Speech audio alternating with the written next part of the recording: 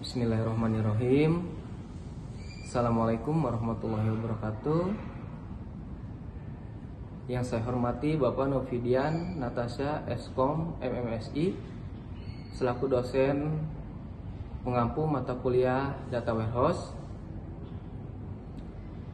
Perkenalkan, nama saya Dede Rohman dengan nomor induk mahasiswa 2201 0101 0144. Baik, pada kesempatan kali ini saya akan menjelaskan topik penting dari mata kuliah kita, yaitu arsitektur dan komponen data warehouse.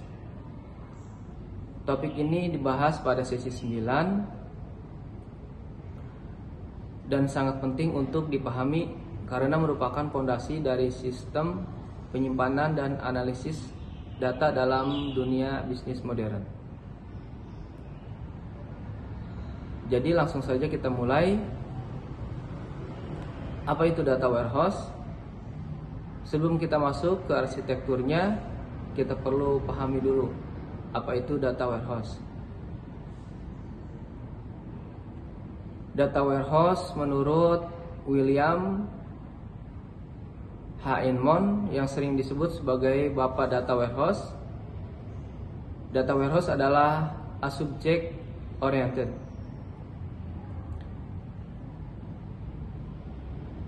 Secara sederhana, data warehouse adalah sistem yang dirancang untuk mengintegrasikan data dari berbagai sumber.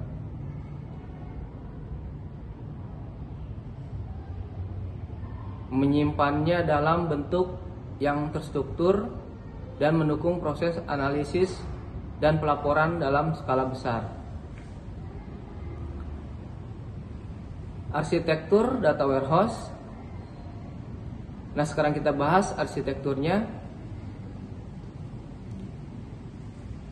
Arsitekturnya data warehouse biasanya berdiri dari 3 lapisan utama. Yang pertama, data source layer. Data source layer ini adalah tempat asal data. Bisa berasal dari sebagai sistem operasional seperti database transaksi, bahkan data eksternal seperti media sosial. Data ini masih dalam bentuk mentah dan belum disesuaikan. Dan yang kedua, data staging layer. Di tahap ini, data dikumpulkan dan diproses melalui proses yang disebut ETL atau bisa disebut dengan extract, transform, load. Yang pertama, extract, menarik data dari berbagai sumber. Yang kedua, transform, membersihkan, menyaring dan menyesuaikan data sesuai kebutuhan. Dan yang ketiga, terakhir, load, memasukkan data ke dalam sistem data warehouse. Proses ini sangat penting untuk menjamin bahwa data yang masuk ke warehouse adalah konsisten dan siap digunakan. 3. Data prestation layer.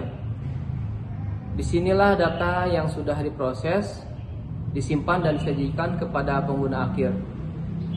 Biasanya data disusun dalam bentuk data mart, yaitu subset dari data warehouse yang difokuskan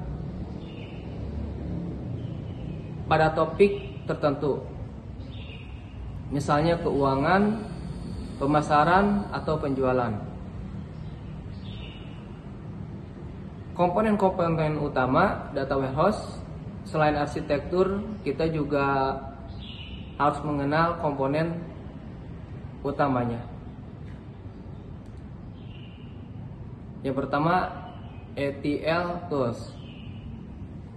Seperti yang saya sebutkan, di ETL adalah jantung dari proses integrasi data.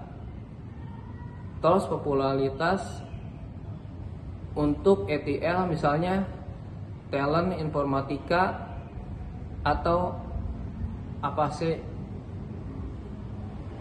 Kedua, mendata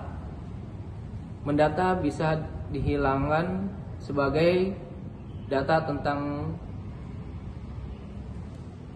untuk menjelaskan struktur sumber dan pengguna data dalam warehouse.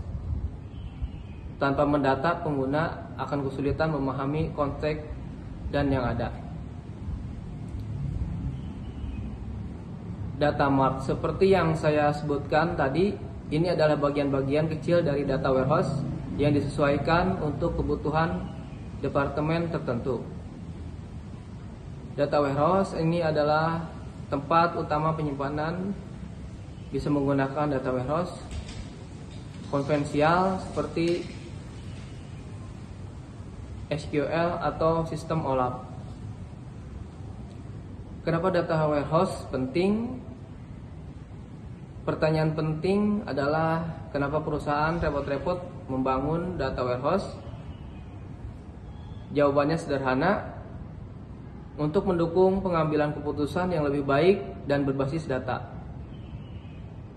Dengan data warehouse, manajemen kita bisa melihat tren penjualan dari waktu ke waktu, membandingkan performa antar wilayah, menyusun laporan keuangan secara akurat, dan memprediksi kebutuhan pelanggan berdasarkan data historis. Baik, kesimpulan.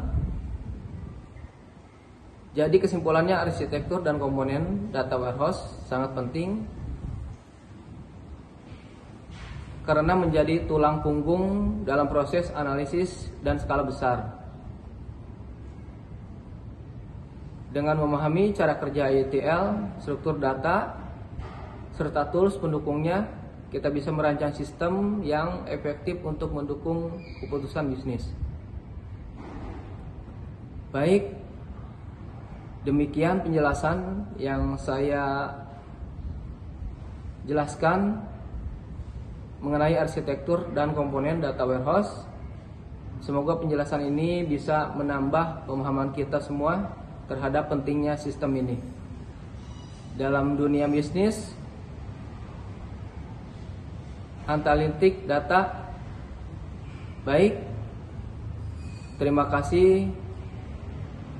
Kurang lebihnya mohon maaf. Wassalamualaikum warahmatullahi wabarakatuh. Alhamdulillah.